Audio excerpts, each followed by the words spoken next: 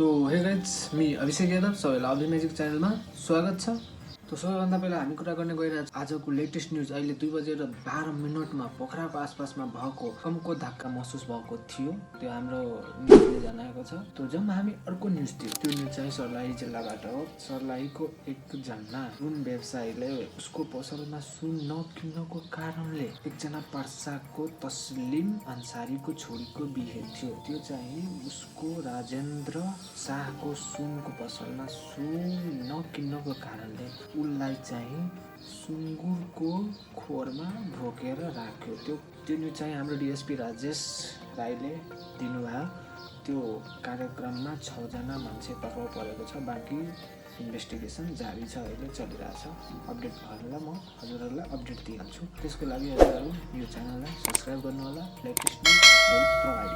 तो हामी अहिले गइरहेछौँ कुरा गर्ने नेपालको काठमाडौँ महानगरपालिकामा भइरहेको कन्ट्रोभर्सीको बारेमा। बालेन भर्सेस सिंहदरबारमा भएको प्रधानमन्त्री केपी ओली शर्माज्यूले यो गणतन्त्र दिवसको मूल समारोह समिति सिंहदरबारमा राखिएको थियो। आयोजन बैठकमा केटीएम महानगर प्रमुख बालेन शाह त्यहाँ उपस्थित नभइएको हाम्रो प्रधानमन्त्रीज्यूले डाइरेक्ट त भनेन, तर अर्को रूपमा घुमाएर भनेको छ कि जुन मान्छे हाम्रो समितिमा कहिले पनि बोलाएको बेला हुँदैन, त्यसलाई अबदेखि हामी यसको नाम चाहिँ त्यो लिस्टबाट हटाइदिनु पर्यो, किनकि त्यो आउँदैन। त्यहाँ उपमेयरज्यू मात्र उपस्थित थियो। त्यही भएर बालेन शाहज्यूले रिप्लाई दिनुभयो केपी ओली शर्माज्यूलाई। होइन, के भन्नु भइरहेको छ त्यो पोस्टमा हाम्रो बालेन शाहज्यूले के भन्न गइरहेको छ। जुन देशमा राजधानीको मेयरले भ्रष्टाचार रोक्छु भन्दा देशको सबै पार्टी सबै लागेर भ्रष्टाचार जोगाउँछु भन्छ,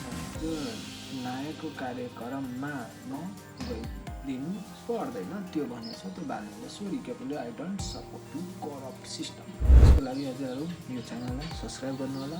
नेक्स्ट न्युजको बारेमा जानकारी दिइरहेको छु। त्यो स्पेनदेखि एउटा फ्लाइट उडिरहेको थियो। त्यो फ्लाइटमा 200 जना पिपुल थियो। एउटा पाइलट वासरुम गयो, अर्को पाइलटले त्यो फेन्ट भएको कारणले 3 मिनटसम्म अटो रन गर्यो। त्यो कुरा इन्भेस्टिगेसनमा अहिले 2024मा भएको थियो। इन्भेस्टिगेसनमा अहिले प्रकाशित भयो। अनि एउटा युएसको वुमेन म्यारिड गर्यो एआई च्याटबोटले। आफ्टर वाइफ डेथ भएको कारणले त्यो एउटा एआईसँग म्यारिड गरिहाल्यो। त्यो केही 7 दिनसम्म ट्रेनमा बस्यो, मतलब ट्रेनिङ लियो। त्यसपछि 2 जना कुरा र इन्टरेक्ट गर्यो। त्यसपछि 2 बिच म्यारिड भइहाल्यो। अहिले सकिङ न्युज हाम्रो सिराबाट 5 जना मान्छे अलग ठाउँमा लागु पदार्थ र क्यास पक्राउ परेको छ। त्यसमा 55 लाख रुपियाँ, 2टा भाइ बहिनी थियो, त्यसमा 55 लाख रुपियाँ पक्राउ परेछ। ब्राउन सुगर थियो, यसको सम्म 22 ग्राम त्यो हाम्रो पुलिस र प्रहरीले पक्राउ गरेको छ। इन्भेस्टिगेसन जारी छ। अनि नेक्स्ट एचिभमेन्ट अफ नेपाल, हाम्रो देशको एकजना एसआई अरोही शेर्पाले बजे बिहान सगरमाथा भिजिट गर्यो। त्यहाँ आफ्नो क्याम्प लगाएर नेपालको झन्डा फहरायो। That is a big proud moment of first proud moment of Nepal. Nepali women cricket team globally reach the T20 world cup.